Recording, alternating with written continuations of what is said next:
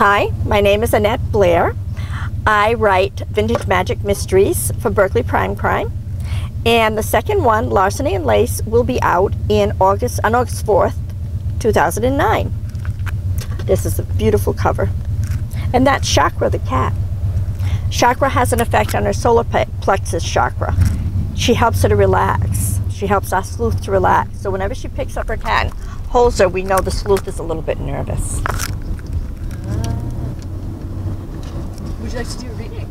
I would love to do a little bit of a reading from Larceny and Lace. My complicated relationship with the local police aside, did the bumps in the night worry me? You bet your French knickers they did. Why this sudden interest in a building that had been boarded up and left undisturbed for more than half a century? I hoped never to find out. Tomorrow I'd start moving in my stock and setting up my displays. How long could it take? I'd only been collecting vintage my whole life. Oy. As I turned onto Bank Street, I heard raised voices in the distance, which anyone who passed the playhouse across from my shop heard at one time or another. Broderick Sampson, the curmudgeon of an owner, argued with everyone. Just another sign I was home. I pulled into the crowded lot behind Mystic Pizza to view my building from across the street. I had always admired the original copper weather vane, a ship in full sail, time-coated a soft green, but I loved the new Victorian street lamps brightening my parking lot and the spotlit old-fashioned tavern sign hanging above the door. Vintage magic in bold white on a dark eggplant-colored shield. Behind the shop name stood a pale lavender side silhouette of a woman who could be Jackie O, the 60s being such a popular vintage.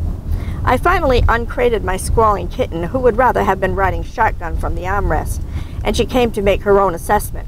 I refused to stress over the parking lot debris marring the scene, empty wire reels and a mountain of boxes at my front door.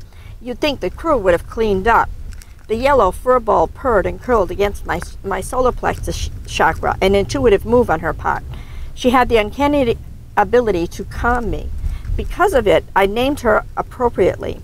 What do you think, Chakra? Beautiful? So, is there a real building that inspired the building in this?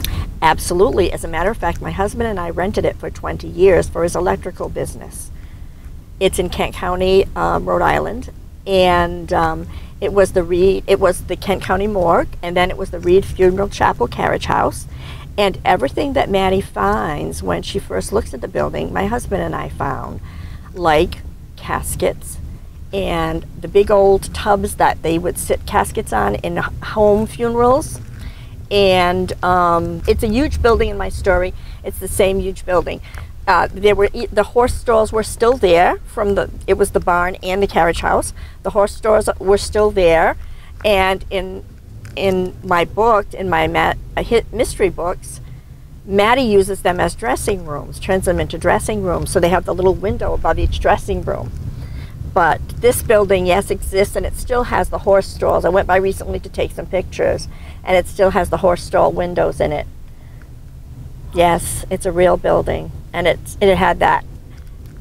I never sensed anything, but I wasn't into the paranormal. Now I wish that I paid attention.